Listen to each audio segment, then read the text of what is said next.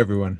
Welcome to another episode of Omni Athlete. You're here because, like us, you believe that sport is a vehicle for elevating global consciousness.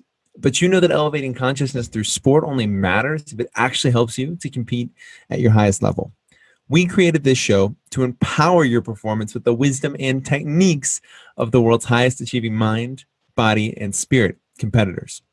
Okay, so today's guest is a man whose incredible journey through sports and life has included being a two-time U.S. track and field Olympian, University of Washington Hall of Fame inductee and record holder, founder of the Moscow Peace Marathon, and a world record holder for his 27-foot 4-inch long jump at the 1963 Modesta Relays.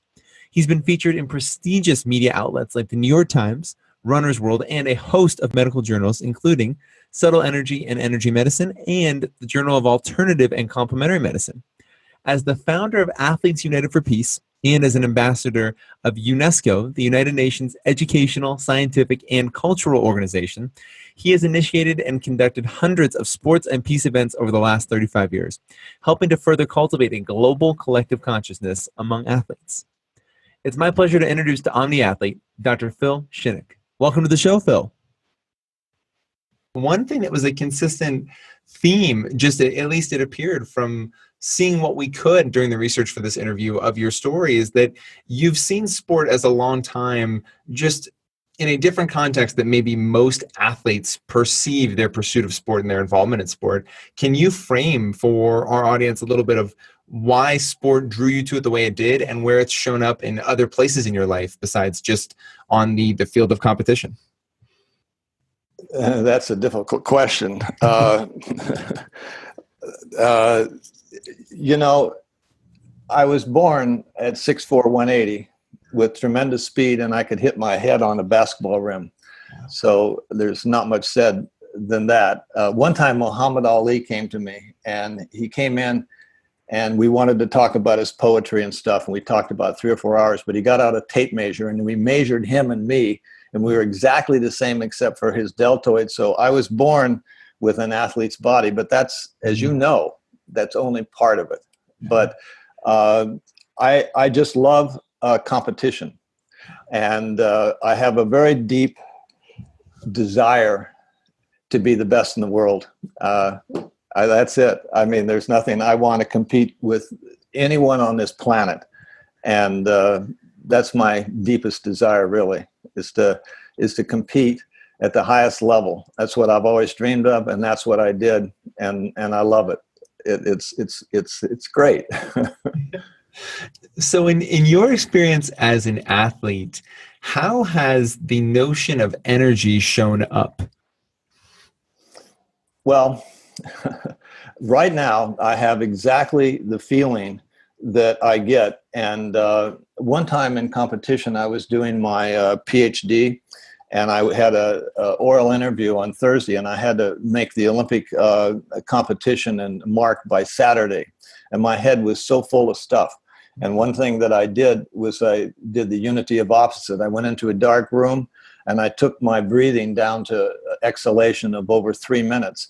And then I thought of my jump, every single step. And then when I went out on the runway, I didn't think. And so then when I ran, I did not interfere, but I felt a buzzing in my solar plexus like a spinning wheel. And I relaxed and let it go. And I think this is one of the things in athletics is you can't be too involved with your mind when you're in action.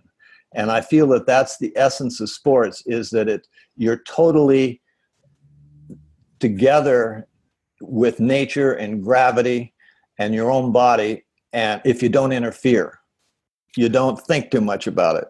You let it go. But obviously you have to be in good shape to be in competition, and I like Dave Megacy, who, my friend, he used to go to the rookie camp when he was a professional, but some of us just love to train and to work out. And I'm one of those guys.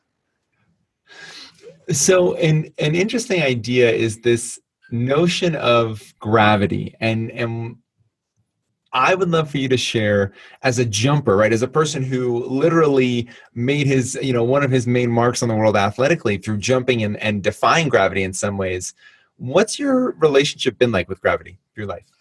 Well, I tell you, I had that great jump in '63, and then the first meet of the indoor seasons in '64, I competed against Ralph Boston, world record holder, and I pulled a muscle, and a serious muscle, 9 months before the trials, and I was really depressed and very much hurting.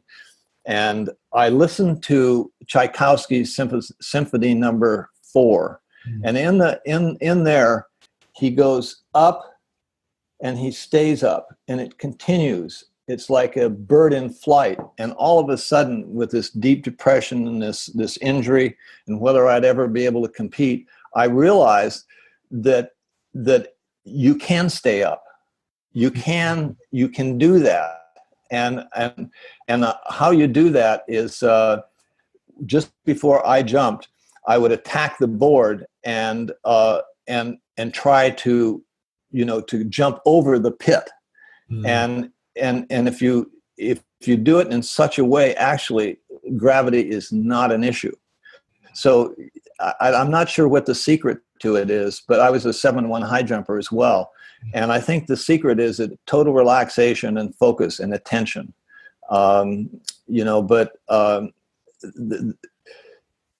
Gravity can be manipulated. And I think that the key thing is that when you're in space moving and you're really in space, time and gravity is suspended. This is a hard, and in physics we understand this, that when you're out of your ego and you're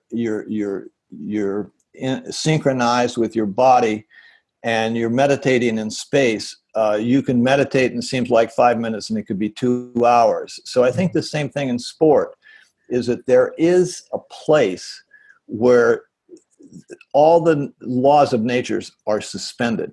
And this is what I really love. You're like a bird in flight. They had a picture of me in the New York Times in the Olympics, and they said, "This is Icarus." And I said, they had it so right. Is it, wanting to fly? We're on Earth, our feet are on Earth, but I think I have a desire to get off the planet and to fly, and it's fun. It's a great thing. Is that what pulled you to? So I know in high school, right? Basketball was a big sport for you. I believe you had a scholarship leaving high school for basketball, right? And before the accident and changing over to track, was there any particular piece of that desire to leave the planet, so to speak, to fly, that pulled you towards jumping as opposed to sprinting? Was it just kind of a natural progression for you? Well, I ran on the men's 4x100 relay after the Olympics in Osaka, and Bob Hayes didn't show up for the meet, and I got to take his place. And it was the single greatest athletic experience I've ever had, to run on the men's, and a white guy. And I ran 10 100 meters around a turn. Of course, my knees hurt for 2 months. So I think that I could have been a great sprinter or a hurdler.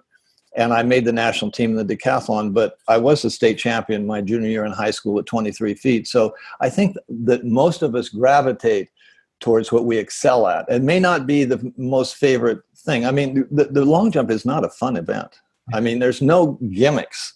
I mean, you either got to do it or you don't, and that's it. And so it was kind of a burden on me to be a long jumper when really I'm a good sprinter. And good high jumper and a good hurdler, and but the long jump I had the earliest success in. I was a city record holder in the high jump, but being able to jump 23 feet when I was 17 years old is big time. And then I jumped 27 feet when I was 19 or 20. So you go to what you're successful in. I think that's what we end up doing. So it's a tough event, really, honestly. It's tough on your body. What was it like on your mind right up, leading up to a jump? The key concept with me is that I found out no matter what you think the day before, the morning, 10 minutes before you jump, nothing is important. The only important thing is the moment you jump. And this is a very difficult concept because everyone feels, I'm real confident of today, right? Well, you're not there yet, Yeah. you know, and so that's a very key thing. But I was always very nervous. I remember eating Christmas dinner, and the Olympic trials were in September, and I couldn't finish the meal. I was so nervous, you know, and I never slept at night because I felt if I really slept deep, I would forget about making the Olympic trials. Wow. So I developed a way that every time I got nervous and got overcome with anxiety, I would say, Phil, you have 10 seconds to jump right now.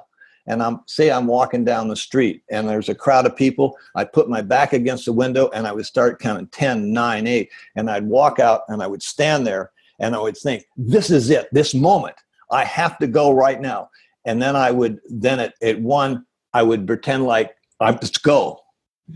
But of course I would be on the street, no one would know. And sometimes I'd have to do this 5 or 6 times a day, because the thing is, you can be driven crazy with this, because in track and field, the only thing that's important is the moment of the Olympic trials or the moment of the Olympic Games. Everything else is irrelevant.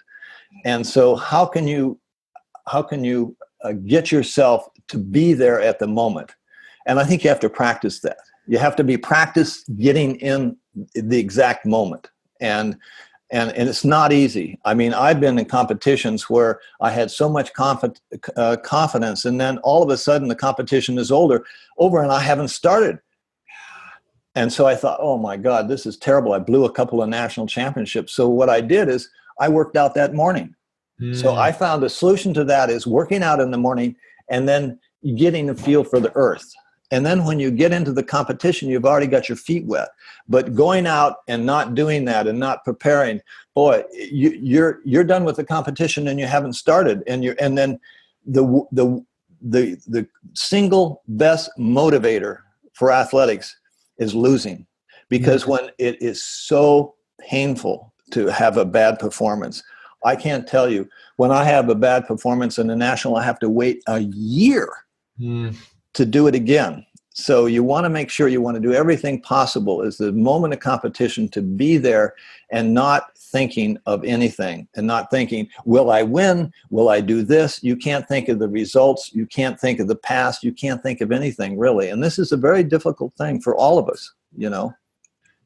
That seems like, and you kind of alluded to it already, the challenge with being able to get out of our ego, so to speak, right? To allow, as you said, to allow those, essentially the laws of the natural world that we understand, to be able to suspend those things, being able to get in this present moment and not thinking forward or backwards. Did you develop any specific techniques at the time that allowed you to really clear your mind, or did you find those maybe after training or competing for a little while? Well, I think I finally came to the conclusion that when you close your eyes and you watch your mind, a lot of thoughts come. And you have to I ask the question, where are these coming from? They're coming from sense experiences and perceptions. And that's what creates these arisals of thoughts. And this is what disturbs the mind.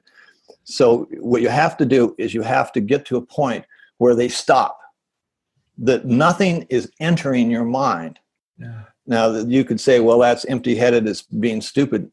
And that's when you can manipulate the laws of nature. And in Qigong, we call it the line of essence. And the way you do it is through the breath.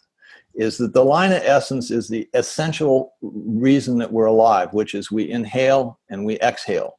And so you just concentrate on the inhalation, the exhale, and you do this enough, and pretty soon, we call it Tao Yin, which is that if you are in the line of essence and you're staying and listening to the sounds of your breath, you're taught what to do. This is a difficult concept because we think learning comes from books and things like that. And learning, we're on a planet. We're spinning 6,000 miles an hour. We're going 56 miles. You know, we're spinning, and things are not stable. So when you get in the line of essence, you're in nature, and you can command nature, and there's where gravity can be overcome. Because there's a network between us we are nature. We are nature, and we have to fully understand our true nature, which is that we have command over gravity, and also you can command over life by living longer, by being in a good state where you're not listening to all the junk that comes in your mind. I mean, every time a thought comes in a person's mind, they eat it like candy. Mm. You're under no obligations to participate in these thoughts that come in. And for an athlete, they are not important. Mm. They are not important. And this is the thing that really causes athletes, have a good idea. Well, so what? It's gone. It comes and it goes. And so if you're totally present in your body, that's where the soul and spirit comes out. Mm. And it's a difficult thing. I mean, I work on it every day, probably 1 or 2 hours. And, I'm old, but I'm still an athlete, right? People say, well, you're a scientist, you're this or that. No. In my heart, I am an athlete, 100%. That's where my heart is. That's where I've always been. But, by being an athlete, truly, all these other things, intellectualism, compassion, love, they're all there. And you don't have to work to be kind, because it's nature is a goodness in a sense. So if you're in that, all these things come, and you don't have to try for ethics or anything. I mean, this is kind of the way I feel. And I think that athletics is a tremendously enlightening experience, if you see it that way. Now, a lot of people, they compete to get a reward. They compete to get on the Olympic team. And then once they're off the Olympic team, they die early. They have heart attacks. And I see things as a continuum. One of the key things in competition is to realize you have next week. Mm. I mean, even if you're in the Olympic Games, if you have to see this as a continuum, and if you see it as a continuum, then you do well. But if you see an end point, disaster can come after that. You can't be too involved in what's it all going to add up to. You have to be in the process, totally. So what drew you to martial arts? I realized at 27 years old, they took x-rays of my hips, and they said that I had advanced arthritis of a 60-year-old man. I'm 27 years old. I've been at international competitions for 8 years. I couldn't even do a full squat hardly. Wow. And so I started to take dance lessons in Hollywood. And then in 1968, when I met Dave, I started doing yoga. And then as I did yoga, but yoga has a limitation. But in Kung Fu, you would like this. In Kung Fu, you can be an animal. And I love it because, for example, when you do the snake, you hiss. Or you do the tiger. And you make these sounds. And I love them. I mean, I love to be an animal, so you have the crane, the tiger, the leopard, and the dragon. And so you can transform yourself. And when you do that and you start making these hisses, you can actually, there's a different vibration. And I love it. I mean, it's like athletics. So Kung Fu is like athletics, but the key to me is Qigong. Qi is energy and Gong is power. So I do Qigong more than anything else. And that is, I'm 75, so I have to cultivate my Qi or I'm dead. Mm-hmm. And you cultivate your Qi and you learn to be able, and I'm a healer, so you learn to be able to direct it. And that, I think that's the highest thing in my existence, is being able to cultivate my energy and use the energy to heal people and to heal myself. That's it. That's kind of it. Yeah, it's incredible. And martial arts, as a theme, that's my background primarily in terms of sport and just athletic competition, but also as a theme that we've had with other guests as well, that martial arts ends up giving us maybe a different way to relate to our bodies, or a different way to understand and connect different pieces of our world. And it's very energizing to hear that connection of how you saw and were able to transform through that process. once you started the martial arts path, did that begin to infuse your athletic pursuits as well? Was it something that began to cross over?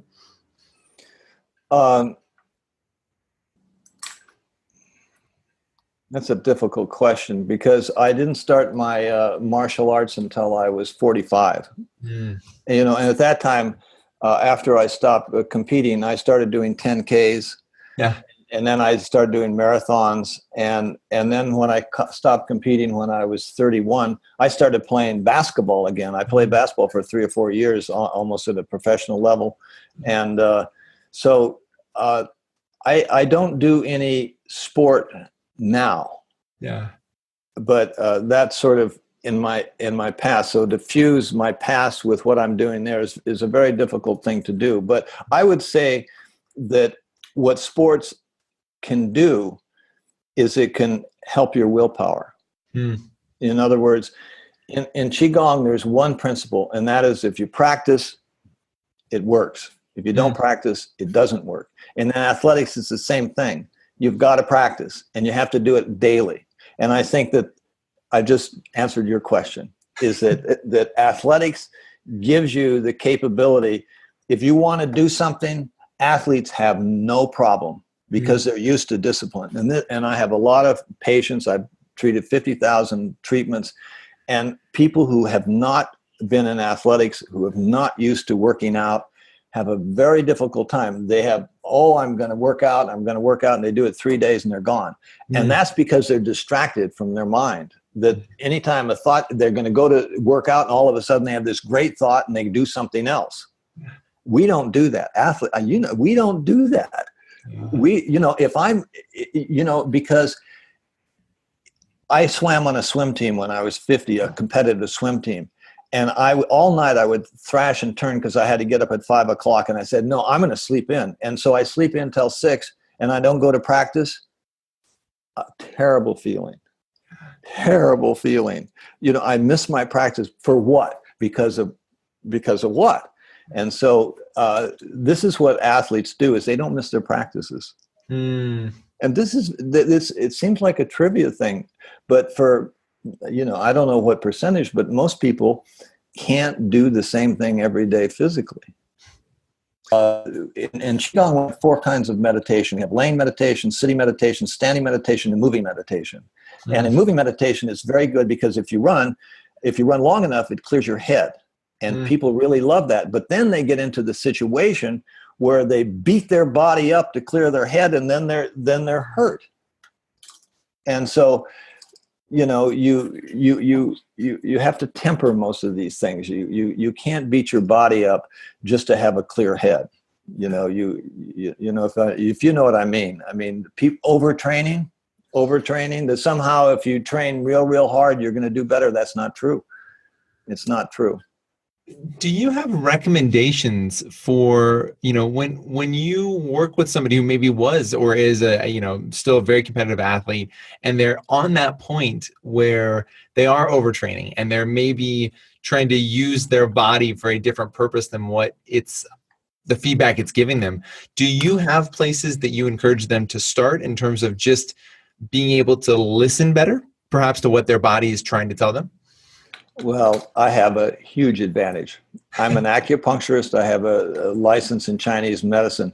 I just stick 2 needles in the back of their neck, and then I get their blood flowing, and then I work on their breathing, and their physiology changes. Yeah. And, so I short circuit the whole thing. Now, I suppose I could talk to people, but sometimes talk doesn't do anything. So, I think that this is where yoga comes in. Is if you work on your spine, this flexible spine, you work on your shoulders, then the blood flows, then things come naturally. And now, how to do that without yoga, without proper training, I don't know. It's not my way. My way is I remember I had the Olympic trials 2.5 weeks after I went through officers training school. So I had to get up at 3:30 and 4 to train. So I would take combat boots and I would run to the mountains, and then the sun would come up and there's the zodiacal lights, And in the morning, this highly charged particles come out, red and blue and all sorts of colors, and you're running through this incredible field of plasmic energy. And I tell you, after that, I mean, is so magnificent. And athletes can have that experience, where, and also, running in the snow, running in the rain. And because as athletes, we talked about training and all these things, but the key thing is weather. Is it hot? I've been in competitions where it's so hot. Like, for example, I was in a competition once, and it was 95 degrees and 95 degrees humidity, and I was up to jump, and because they thought I was going to break the world record, they kept delaying it for 10 minutes. So I'm doing wind sprints because I'm from Washington. Yeah. And so an hour and a half later, they say you can jump. I've done 120 wind sprints at 95 degrees, and my legs were rubber. So I got eighth. I jumped 25 feet. I got eighth place. So I feel that you have to prepare, that anything can happen the time of competition. So you prepare, but the wind's blowing, maybe it's raining, maybe the surface is slippery. Maybe, and the other thing about competition in athletics is that people don't realize is a lot of athletes are subjects of injustices. Referees do stupid things. They can blow a person can train, and then they can eliminate him for competition because of some stupid rule or something like that. And people don't get over that stuff. And the other thing that we haven't talked about is injuries. All athletes get injured. Yeah. That's just the way it is. And so if you don't learn to be able to compete with an injury, you can't do it. In the Olympic trials in 1964, I had cracked metatarsals. I had 8 months before this most serious pulled hamstring. So I had to learn that I could compete at a high level at 70%.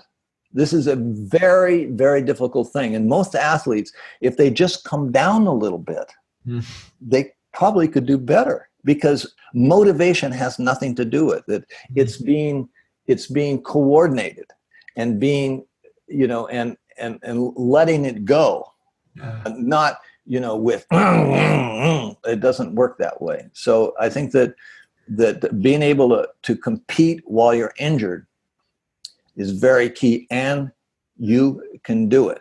You can do it. You can compete injured. And you just have to be every single moment. You can't extend too much.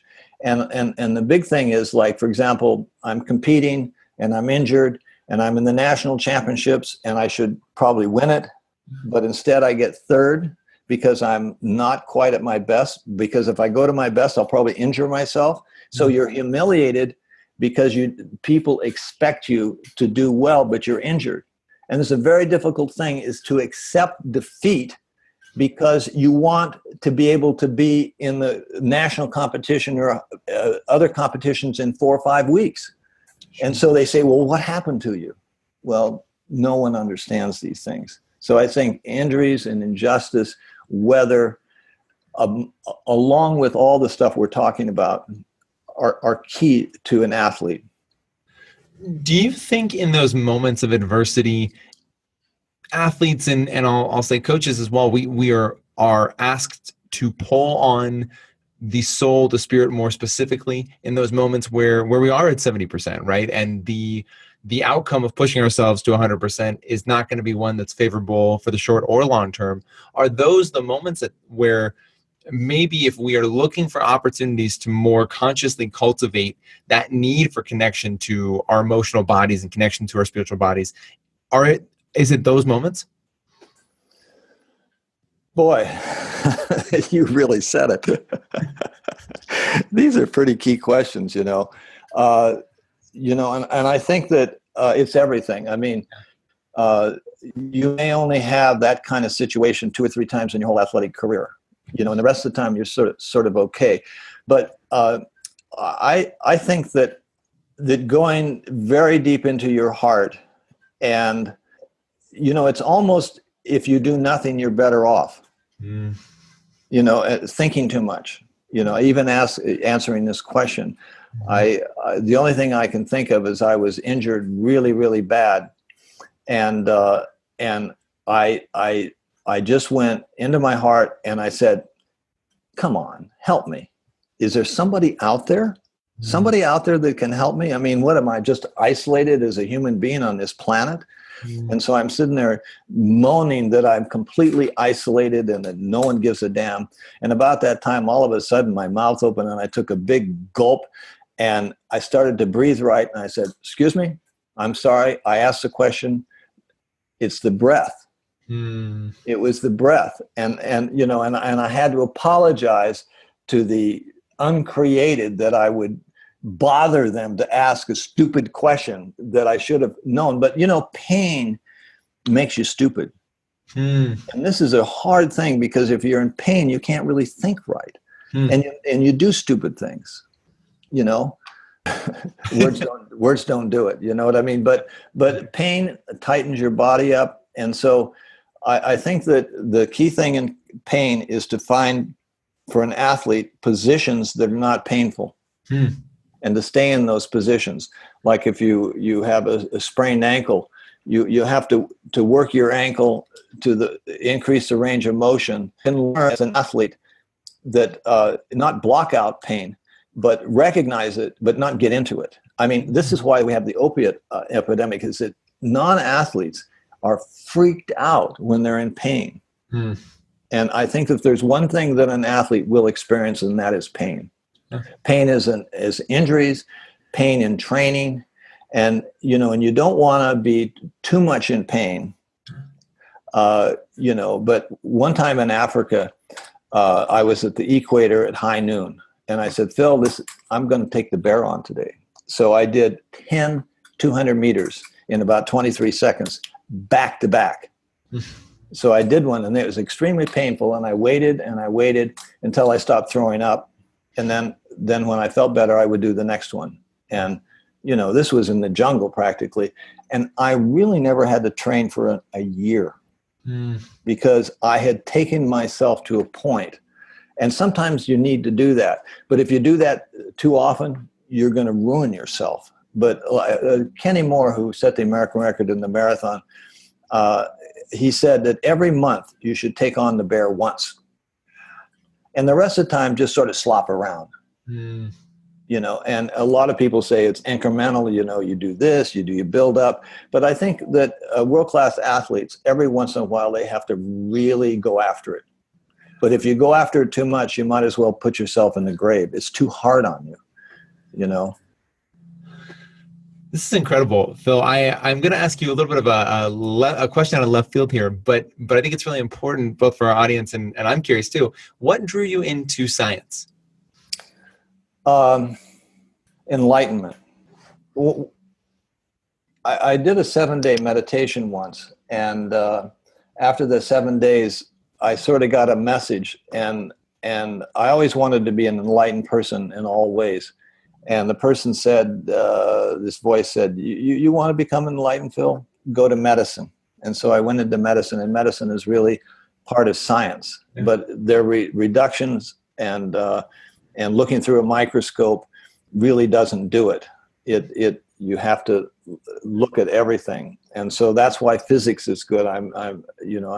But I think that, I don't know about you, but I want to liberate myself from pain and suffering and a stupid mind.